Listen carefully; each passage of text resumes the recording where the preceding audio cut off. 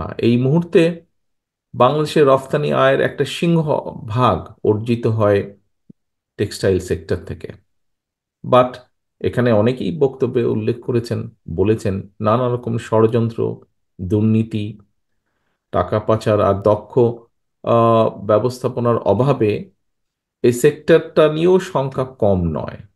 সুতরাং জিএসপি সুবিধা আদায় সহ এই সেক্টরে অগ্রাধিকার তালিকায় রেখে আরও কিভাবে নতুন পণ্যের রফতানি বাজার তৈরি করা যায়, সেই লক্ষ্যকে সামনে রেখে বিশ্ববাজারে বাংলাদেশ বিএনপির আমদানি রফতানির একটি পরিকল্পনা রয়েছে আমাদের। রফতানি বাজার নিরাপদ এবং সুরক্ষিত রাখতে রফতানিকারকদের জন্য সঠিক সময়ে শিপমেন্টের ডেলিভারি দিনক্ষণ ঠিক রাখা একটা বড় চ্যালেঞ্জ। আর এই জন্যই বন্দর ব্যবস্থাপনা ঢেলে সাজানোর পাশাপাশি এটাকে কিভাবে আরো মডার্নাইজ করা যায় এ ব্যাপারেও বিএনপির একটি চিন্তা ভাবনা রয়েছে। প্রিয় কাউন্সিলর বৃন্দ, প্রিয় উপস্থিতিবৃন্দ, বাংলাদেশের গার্মেন্টস এবং টেক্সটাইল সেক্টরের অগ্রযাত্রা ঠেকাতে নানা রকম ষড়যন্ত্র অব্যাহত রয়েছে, যা আপনাদের অনেকেরই বক্তব্যে উঠে এসেছে। দেশনেত্রী বেগম খালেদা জিয়ার সরকারের সময় দেশে spinning, knitting, weaving, knit dyeing, woven dyeing, washing, dyeing, local dyeing সহ কারখানার সংখ্যা ছিল প্রায় 10,000-এর কিছু বেশি বলা যায়। কিন্তু বর্তমানে আমরা দেখছি এটার সংখ্যা কমে প্রায় 3,000-এর কাছাকাছি চলে এসেছে, 10,000 থেকে যদি 10,000-ও ধরে থাকি আমরা। আরএনজি এবং টেক্সটাইল সহ শিল্পের বিরুদ্ধে নানা রকম ষড়যন্ত্র চলছে। সতর্ক থাকার পাশাপাশি রফতানি বাজারে আধিপত্য ধরে রাখার জন্য নিজেদের সক্ষমতাও কিন্তু আরো বাড়ানো প্রয়োজন। পাশাপাশি ব্যাকওয়ার্ড লিঙ্কেজ সহ শিল্পের বিকাশ ঘটানো প্রয়োজন। কাঁচামালের জন্য আমাদের যে নির্ভরতা আছে, সেই নির্ভরতাকে কমিয়ে আনার জন্য কার্যকরী পদক্ষেপ নেওয়া প্রয়োজন আগামী দিনগুলোতে। প্রিয় উপস্থিতিবৃন্দ, গত 15 বছরের মাফিয়া চক্র দেশকে আমরা দেখেছি কিভাবে সম্পূর্ণ বলা যায় আমদানি নির্ভর, পরনির্ভর বা ঋণ নির্ভর করে ফেলেছে। এই অবস্থা থেকে অবশ্যই দেশকে বের করে আনা প্রয়োজন। বের করে এনে দেশকে সমৃদ্ধি এবং সমৃদ্ধি স্বনির্ভর করা প্রয়োজন যে কোনোভাবে। বাংলাদেশ জাতীয়তাবাদী দল বিএনপির অন্যতম প্রধান একটি অগ্রাধিকার হচ্ছে যে এই লক্ষ্য পূরণে নানামুখী উদ্যোগ গ্রহণ করা। এর অংশ হিসাবে দেশে বিদেশে বিনিয়োগ, বিশেষ করে ক্ষুদ্র এবং মাঝারি শিল্প প্রতিষ্ঠান, এসএমই সেক্টরে বিশেষভাবে প্রবাসী বিনিয়োগ বাড়িয়ে দেশের অভ্যন্তরে উৎপাদন এবং উন্নয়ন প্রক্রিয়াকে শ্রমশক্তির অংশদারিত্ব নিশ্চিত করার বিষয়টাও বিএনপির পরিকল্পনার ভিতরে রয়েছে। এই বিষয়ে আমাদের চিন্তা ভাবনা রয়েছে। দেশে বিনিয়োগ বাড়াতে বিনিয়োগ প্রক্রিয়া কিভাবে আরো সহজ করা যায়, সাবলীল করা যায় এবং সাবলীল করা দরকারও। বিশেষ করে এসএমই খাতের বিনিয়োগ কিভাবে উৎপাদনে যে যাওয়ার পথে যে জটিলতা আছে, সেই জটিলতাকে কিভাবে আরো কমিয়ে আনা যায়, জটিলতা মুক্ত করা যায়, সেগুলোর ব্যাপারে উদ্যোগ গ্রহণ করা প্রয়োজন। কোনো একজন ব্যক্তি বাংলাদেশের ইনভেস্টমেন্ট ডেভেলপমেন্ট অথরিটি, বিডায়, খুব সময় বিডাই বোধহয় নাম, সংক্ষেপে বিডায় বিনিয়োগ হিসেবে নিবন্ধিত হওয়ার পরে আমরা দেখেছি যে বিনিয়োগকারীকে বিদ্যুৎ, পরিবেশ, ফায়ার সার্টিফিকেট সংগ্রহ সহ কমপক্ষে 12-13টা প্রক্রিয়া সম্পন্ন করতে হয়। এটা একটা, যে কোনো ইনভেস্টরের জন্য এটা একটা অনেক লম্বা একটা প্রসেস। সুতরাং কিভাবে এই প্রসেসটাকে কমিয়ে এনে ওয়ান স্টপ সার্ভিস সিস্টেম চালু করা যায়, টাইম লিমিটটা কমিয়ে এনে 4 থেকে 6 সপ্তাহ করা যায় কিনা, পুরো প্রক্রিয়াটা কিভাবে করা সম্ভব, যদি করা সম্ভব হয় সেটা আমরা চিন্তা ভাবনা রয়েছে, এবং করা সম্ভব হয় তাহলে আমরা মনে করি যে দেশে বা বিদেশে বিনিয়োগকারীরা আরো অনেক বেশি উৎসাহিত হবে। আহ প্রিয় ভাই বোনেরা, আহ, বিশ্বে বাংলাদেশের আরো নতুন পণ্যের বাজার সৃষ্টির জন্য প্রয়োজনীয় রাষ্ট্রীয় সহায়তা দেওয়া প্রয়োজন। আমরা আশ্বাস দিয়ে এতটুকু বলতে চাই এই মুহূর্তে যে জনগণের রায় বিএনপি যদি ইনশাল্লাহ রাষ্ট্র ক্ষমতার পরিচালনার সুযোগ পায়, বিদেশে বাংলাদেশের রফতানি পণ্যের বাজারের সম্প্রসারণের লক্ষ্যে গার্মেন্টস এবং টেক্সটাইল ছাড়াও যেগুলো শতভাগ রফতানিযোগ্য পণ্য, সেগুলোর উপরে আমাদের চিন্তা ভাবনা আছে ব্যাক টু ব্যাক এলসি সুযোগ কিভাবে দেওয়া যায়, সেই বিষয়টির একটি চিন্তা ভাবনা আমাদের আছে। যে সম্পূর্ণ 100% যেগুলো back to export oriented industry হবে, সেগুলোর জন্য কিভাবে ব্যাক টু ব্যাক এলসি করা সম্ভব হয়, সুযোগটা দেওয়া যায়, সেটির চিন্তা ভাবনা আমাদের আছে। আমরা মনে করি যে শতভাগ রফতানিযোগ্য পণ্যের উপরে যদি ব্যাক টু ব্যাক এলসির সুযোগ হয়, তাহলে অনেকেই পণ্য রফতানিতে উৎসাহিত হবেন। তবে কেউ যাতে আবার ব্যাক টু ব্যাক এলসির সুযোগের অপব্যবহার করতে না পারে, এটার জন্য আমাদেরকে কঠোর মনিটরিং সিস্টেম রাখতে হবে। এখানে হয়তো কিছু সমস্যা আছে, সেখানে আমাদেরকে মনিটরিং সিস্টেমটা কঠোর রাখতে হবে। এখানে সকলকেই এগিয়ে আসতে হবে এই দেশের এই স্বার্থের জন্য। প্রিয় উপস্থিত কাউন্সিলর বৃন্দ, রাষ্ট্র, রাজনীতি, শাসন, প্রশাসন, সংস্কার এবং অর্থনৈতিক মুক্তির লক্ষ্যে বাংলাদেশের পক্ষের গণতান্ত্রিক রাজনৈতিক দলগুলোর উপস্থিতিতেই বাংলাদেশ জাতীয়তাবাদী দল ইতিমধ্যেই 31 দফা কর্মসূচি ঘোষণা করেছে। আমাদের ঘোষিত 31 দফা কর্মসূচি সমৃদ্ধ এবং স্বনির্ভর বাংলাদেশ গড়ার একটি ঐতিহাসিক সনদ বলে আমরা বিশ্বাস করি। ঘোষিত এই 31 দফা কর্মসূচির বাস্তবায়ন পরিকল্পনায় নৈতিক, মানসম্পন্ন, কর্মমুখী এবং প্রায়োগিক শিক্ষার উপরেও কিন্তু জোর দেওয়া হয়েছে। আমরা বিশ্বাস করি যে জনসংখ্যা, অনেকে এখানে একজন বক্তা বোধহয় খুব সম্ভব বলে গিয়েছেন যে শহীদ জিয়া রহমানের সময় যখন খাদ্য উৎপাদন দ্বিগুণ হলো, তার আগে জনসংখ্যাকে অনেকেই কেউ বলতেন বার্ডেন বলে অভিহিত করতেন। বাট আমরা মনে করি জনসংখ্যা কখনো অভিশাপ নয়, বরং এই জনসংখ্যাকে জনশক্তি তথা মানব সম্পদে যদি রূপান্তর করা যায়, তাহলে অবশ্যই একটি দেশের উন্নয়ন এবং সমৃদ্ধির জন্য জনসম্পদই কিন্তু হতে পারে সবচেয়ে সবচেয়ে বড় জনশক্তি। বর্তমান বিশ্বের অনেক দেশেই নানা রকমের কর্মক্ষম জনসংখ্যার হার কমছে কিন্তু, তবে দক্ষ কর্মী কিংবা শ্রমশক্তির চাহিদা বাড়ছে অন দি আদার সাইড। এরকম পরিস্থিতি বৈশ্বিক প্রেক্ষাপটে আমাদের দেশের কর্মক্ষম জনসংখ্যা থাকলেও বিশ্ব বাজারের চাহিদার তুলনায় দক্ষ জনশক্তির অপ্রতুল। সুতরাং দেশে এবং বিশ্ব বাজারের চাহিদার প্রতি লক্ষ্য রেখে আমরা যদি বিভিন্ন ক্ষেত্রে দক্ষ শ্রমশক্তি কিংবা কর্মী গড়ে তুলতে পারি, এইটা কিন্তু আমাদের আরেকটা লক্ষ্য।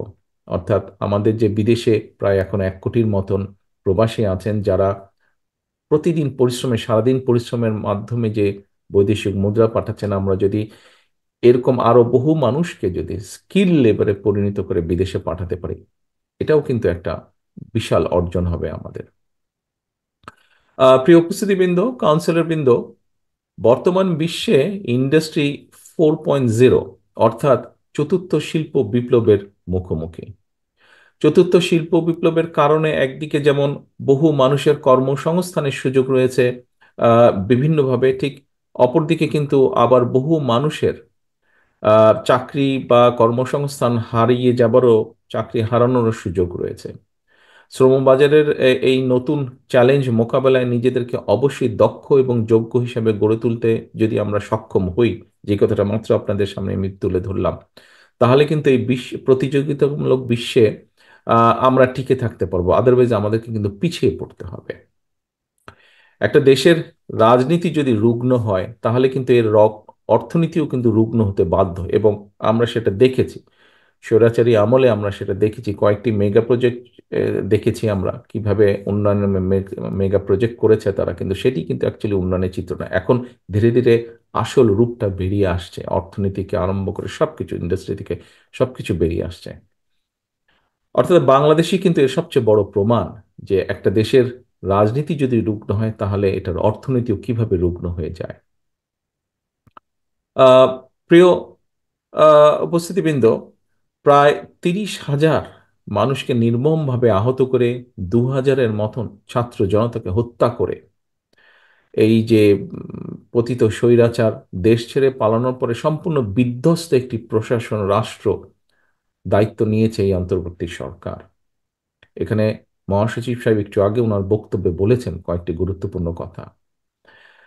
মাফিয়া সরকার প্রায় 15 বছরের তাদের তৈরি করা যে জঞ্জাল 3 মাসে দূর করা সম্ভব নয়। তবে 3 মাস পর সরকারের যে এই যে অন্তর্বর্তীকালীন সরকার, তাদের সফলতা কিংবা ব্যর্থতা নিয়ে জনমনে প্রশ্ন ওঠা অনার্য কিংবা অস্বাভাবিকও নয়। অন্তর্বর্তীকালীন সরকারের, আমরা আগেও বলেছি যে একটি বিষয় বোধহয় ওনাদেরকে মনে রাখা দরকার, যে জনগণের সকল দাবি হয়তো তাদের পক্ষে পূরণ সম্ভব নয়, কিন্তু সরকার পরিচালনায় যে অদক্ষতা পরিলক্ষিত হয়, যদি অদক্ষতা দেখতে পায় জনগণ, সেটাও কিন্তু জনগণ আবার সহজভাবে মেনে নেবে না।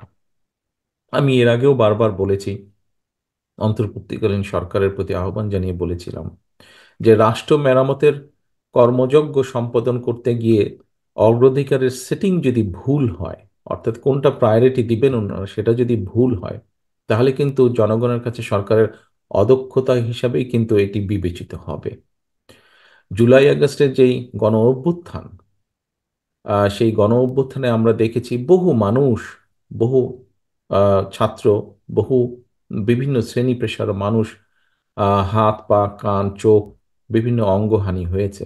আহতরা সুচিকিৎসার দাবি নিয়ে দুদিন আগে আমরা দেখেছি যে যেভাবে হাসপাতাল থেকে রাজপথে বেরিয়ে এসেছে, এটা কিন্তু সমগ্র দেশের গণতন্ত্র প্রিয় মানুষের জন্য, যারা গণতন্ত্র ভালোবাসেন, মানবাধিকারকে সম্মান করেন, আমাদের বিবেকবান মানুষ যারা, প্রত্যেকটি সাধারণ মানুষের জন্য এটা একটা অত্যন্ত লজ্জাকর দৃশ্য।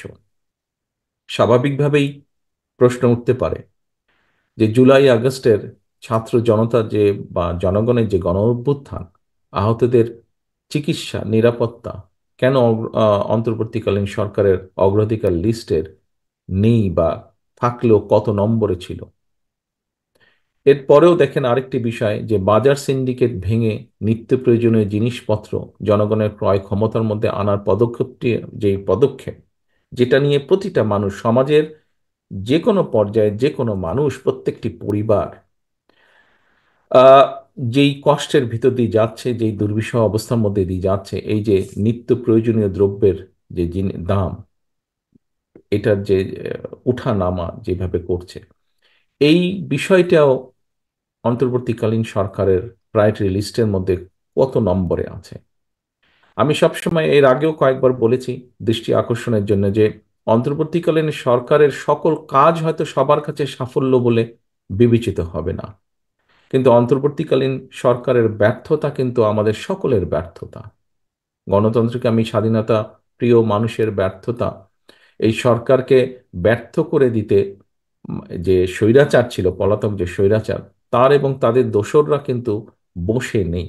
সেটা দেশের ভেতরেই হোক বা দেশের বাইরেই হোক, প্রশাসনের ভিতরেই হোক বা বাইরে হোক, ওরা কিন্তু ওত পেতে আছে যে কিভাবে এই অন্তর্বর্তীকালীন সরকারকে ব্যর্থ করে দেওয়া যায়। এদেরকে যদি ব্যর্থ করে দেওয়া যায়, তাহলে গণতন্ত্রকে ব্যর্থ করে দেওয়া যাবে। বাংলাদেশের কোটি কোটি মানুষ যারা গণতন্ত্রকে ভালোবাসে, গণতন্ত্রকে প্র্যাকটিস করতে চায়, তাদেরকে ব্যর্থ করে দেওয়া যাবে। প্রিয় উপস্থিতিবৃন্দ, এইরকম একটা পরিস্থিতিতে অন্তর্বর্তীকালীন সরকারের কিছু কিছু সিদ্ধান্ত মনে হয় তারা জন আকাঙ্ক্ষার, জনগণের যে আকাঙ্ক্ষা সেটার প্রতি ভ্রূক্ষেপ করতে বোধহয় চাইছে না। বরং তারা যেটা ভালো মনে করছে সেটাই তারা হয়তো চাপিয়ে দিতে চাইছে। অনেক অপ্রাপ্তি থাকার পরেও জনগণ কিন্তু এখনো এই সরকারের উপর আস্থা রাখতে চাইছে, তারা আস্থা হারাতে চাইছে না। আহ, তবে একটা প্রশ্ন হচ্ছে, সরকার কি ঔদ জনগণের আস্থা রাখতে চায়? কারণ জনগণের সঙ্গে সরকারের আস্থার সম্পর্ক নিবিড় থাকলে ষড়যন্ত্রকারীরা কিন্তু তাদের ষড়যন্ত্রের ডালপালা বিস্তারের সুযোগ পাবে না। এই অন্তর্বর্তীকালীন সরকারের সাথে যদি জনগণ যা চাইছে, মিনিমাম যে জিনিসগুলো চাইছে, তারা যদি সেগুলোকে অ্যাড্রেস করার জন্য সচেষ্ট থাকে, তাহলে ষড়যন্ত্রকারীরা সুযোগটা পাবে না। একটা কথা প্রায় আমি বলেছি যে জনগণের রাজনৈতিক এবং অর্থনৈতিক ক্ষমতা নিশ্চিত করা যদি না যায়, রাজনৈতিক এবং অর্থনৈতিক এই দুটো ক্ষমতায়ন যদি জনগণের, এই দুটো ক্ষমতায়ন যদি নিশ্চিত করা না যায়, তাহলে গণতন্ত্র উন্নয়ন কিংবা সংস্কার আমরা যত যাই বলছি না কেন, কোনোটাই কিন্তু টেকসই হবে না। একজন নাগরিকের রাজনৈতিক ক্ষমতার প্রধান হাতিয়ার হচ্ছে কিন্তু ভোট প্রয়োগের অধিকার। ভোট প্রয়োগের অধিকার। আজকে আপনারাও এখানে কিন্তু ভোটই প্রয়োগ করেছেন। আমরা একটু আগে, আমি বক্তব্য দেবার আগে, আমরা নতুন সভাপতি এবং সেক্রেটারিকে দেখেছি যারা দায়িত্বপ্রাপ্ত হলেন আগামী দিন জেটাপকে পরিচালনার জন্য। আপনাদের ভোটের মাধ্যমেই হয়েছে, কিন্তু 3,000 মানুষের ভোটের মাধ্যমে হয়েছে। ঠিক একইভাবে জনগণের ভোট প্রয়োগের অধিকার, রাজনৈতিক ক্ষমতায়ন যেটার প্রধান হাতিয়ার হচ্ছে কিন্তু ভোট প্রয়োগের অধিকার। জনগণ ভোট প্রয়োগের যে অধিকার প্রয়োগ করার সুযোগ যদি না পায় জনগণ, রাষ্ট্রের সঙ্গে কিন্তু নাগরিকদের যে একটা সম্পর্ক, অংশীদারিত্ব, সেই সম্পর্কটা কিন্তু সৃষ্টি হয় না। আমরা দেখেছি ইতিমধ্যেই অন্তর্বর্তীকালীন সরকার নির্বাচন কমিশনকে পুনর্গঠনের উদ্যোগ নিয়েছে। আহ, জনগণ আশা করছে যে ইনশাল্লাহ জনগণ একটা নিরপেক্ষ, স্বচ্ছ পরিবেশে নির্ভয় জনগণ ভোট দিতে সক্ষম হবে। জনগণ নির্বাচিত করার সুযোগ পাবে তাদের প্রতিনিধিদেরকে। বিশ্বাসযোগ্য এবং সুনির্দিষ্ট আস্থা পেলে অন্তর্বর্তীকালীন সরকারের সঙ্গে জনগণের আস্থার বন্ধন আরো দৃঢ় হবে বলে আমি বিশ্বাস করি। অর্থাৎ জনগণ যখন বুঝবে যে হ্যাঁ, সত্যিকারভাবে তাদের ভোটের অধিকার প্রতিষ্ঠার জন্য এই অন্তর্বর্তীকালীন সরকার কাজ করছে, স্বাভাবিকভাবেই তাদের সাথে জনগণের সম্পর্কটা দৃঢ় হবে। প্রিয় উপস্থিতিবৃন্দ, আজকে আর কথা বাড়াবো না। আপনারা সকাল থেকে এখানে উপস্থিত আছেন প্রত্যেকে। প্রথম পর্ব আপনাদের শেষ হয়েছে, পরবর্তী পর্ব চলছে এখন। পরবর্তী পর্বের আমি শেষ বক্তা। সংক্ষেপে আমি আমার কিছু বক্তব্য তুলে ধরেছি। দলের মহাসচিব সাহেব এখানে উপস্থিত আছেন, উনি ওনার অবস্থান থেকে ওনার বক্তব্য তুলে ধরেছেন। আরো প্রত্যেক মঞ্চে উপস্থিত স্থায়ী কমিটির সদস্য সহ অন্য নেতৃবৃন্দ তুলে ধরেছেন। আমরা প্রত্যেকেই, আমাদের লক্ষ্য বা উদ্দেশ্য হচ্ছে দেশকে সামনে এগিয়ে নিয়ে যাওয়া, জনগণের যে জীবন যাত্রা একটু বেটার করা, একটু বেটার করা, শিক্ষার্থীদের শিক্ষার ব্যবস্থা বেটার করা, যারা বেকার তাদের যে কোনো ধরনের কর্মসংস্থানের সুযোগ করা, মানুষের চিকিৎসার ব্যবস্থা একটু বেটার করা, নিরাপত্তা একটু বেটার করা। আমরা বিভিন্ন জন বিভিন্ন বক্তব্য বলেছি, বাট আমাদের লক্ষ্য এবং উদ্দেশ্য একটাই। এখানে অনেক বক্তা অনেকগুলো কথা বলেছেন, তাদের কতগুলো কথা থেকে বেরিয়ে এসে অতীতে বিএনপি যখনই সুযোগ পেয়েছে জনগণের সমর্থন নিয়ে দেশ পরিচালনা, বিএনপি প্রতিবার চেষ্টা করেছে যতটুকু সম্ভব এই কাজগুলো করার জন্য, মানুষের জন্য, দেশের জন্য, সমাজের কম বেশি প্রতিটা শ্রেণীর মানুষের জন্য। আপনারা আজকে যেই সেক্টরগুলোতে কাজ করছেন, আমরা একভাবে মানে এক বাক্যে যদি বলি টেক্সটাইল সেক্টরে, টেক্সটাইলের বিভিন্ন ক্যাটাগরিজ আছে। এই সেক্টরের সামগ্রিকভাবে যদি আমরা দেখি, এই সেক্টরের উন্নয়নের জন্য অধিকাংশ কাজ বিএনপি সরকারই করেছে। সেটি হয় শহীদ জিয়ার সরকার, তা না হলে দেশনেত্রী খালেদা জিয়ার সরকার। কাজেই তারা দেশের উন্নয়নের জন্য, দেশের মানুষের জন্য যে কাজ করেছেন, ভবিষ্যতে ইনশাল্লাহ বিএনপি সরকার গঠন করলে ভালো সবগুলো কাজের কন্টিনিউশন আমরা রাখবো ইনশাল্লাহ। আমি পরিশেষে জেটাবের এই জাতীয় সম্মেলনের, যে আজকে যে সম্মেলন হয়েছে, সম্মেলনে যারা দায়িত্বপ্রাপ্ত হয়েছেন তাদের সাফল্য কামনা করছি এবং একই সাথে তাদেরকে শুভেচ্ছা জানাচ্ছি যারা আজকে দায়িত্বপ্রাপ্ত হয়েছেন। দেশের অর্থনৈতিক উন্নয়নে আপনাদের এখানে উপস্থিত প্রতিটা মানুষ যারা জেটাবের সদস্য, আপনাদের ভূমিকা থাকবে দেশের উন্নয়নে। দেশ এবং জনগণের জন্য সমৃদ্ধি এবং সাফল্য বয়ে আনুক, আপনারা সকলে বয়ে আনতে আপনারা অবদান রাখুন, এই প্রত্যাশা রেখে আবারও আপনাদের সকলকে ধন্যবাদ জানিয়ে যেটা বেশ সাফল্য কামনা করে আমার বক্তব্য শেষ করছি। আল্লাহ হাফেজ। বাংলাদেশ জিন্দাবাদ। বাংলাদেশ জাতীয়তাবাদী দল জিন্দাবাদ।